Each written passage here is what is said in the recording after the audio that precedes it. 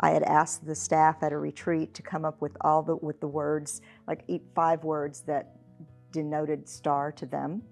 And then from that, I was able to take what everyone, the commonality, the common words, and then I was actually able to make STRIDES out of them, which was pretty incredible, which means it was meant to be.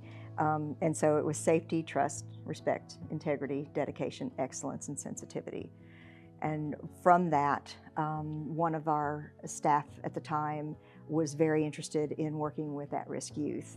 And so it was like, why don't we develop this? I had a teacher at one of the local schools in Lenore City who was very interested in something for their alternative school kids, and it was like, oh, perfect. The cool part of it is that we do a pre-self-assessment and then a post-self-assessment. And the neatest thing is when they rank themselves high on the pre-assessment and lower on the post, because that means they've learned. I need to improve this, and then you're sitting there going, there's learning. In just 8 weeks, we've got that.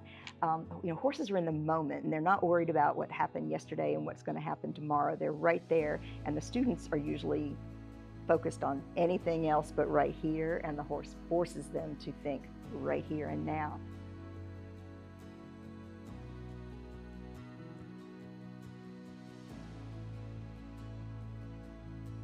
The relationships that are developed with the horses are varied, of course, from person to person, but you never know just how deep it is going to hit.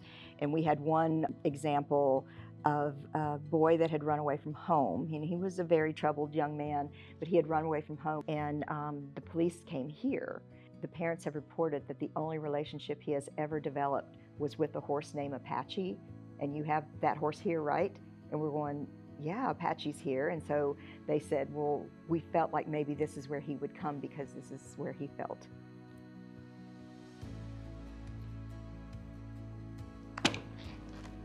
Welcome and needed and loved. They did find him eventually, and he was fine, but you never know, because these kids come in really rough. They come in really rough. And for the horse to have that kind of effect on them is pretty profound.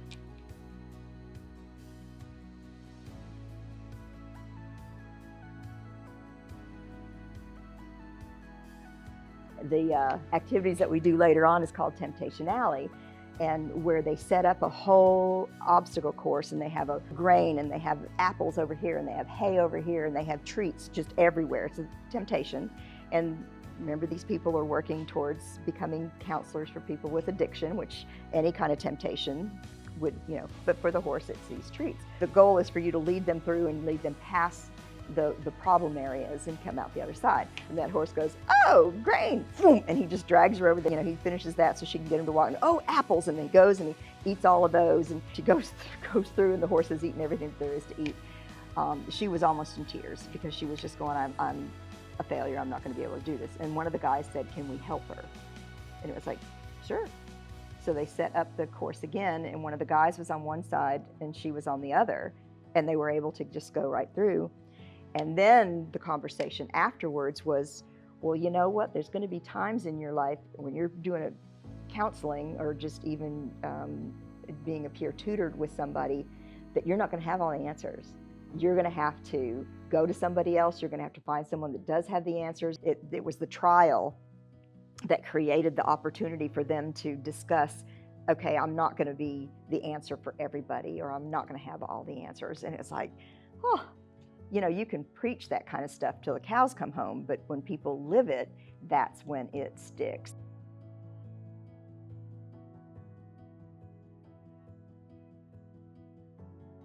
Specifically, counselors were overwhelmed with young teens that were just going off the rails. So we started Stable Friends. And this one girl, she locks herself in her room. She's obsessive compulsive behavior, hand washing, clean. She can't get dirty. She just is in a cocoon now. On the third, I think it was the third lesson, we got an email. After they left, we got an email back from the parents, and it said, so we picked up our daughter today from Star. Her hands were filthy. Her coat was covered in horsehair. That's gonna make me cry. She had a huge smile. She talked the entire way home. Thank you for giving us back our daughter. And it's just that powerful that these families need help, and we can provide it, and the horse just works miracles.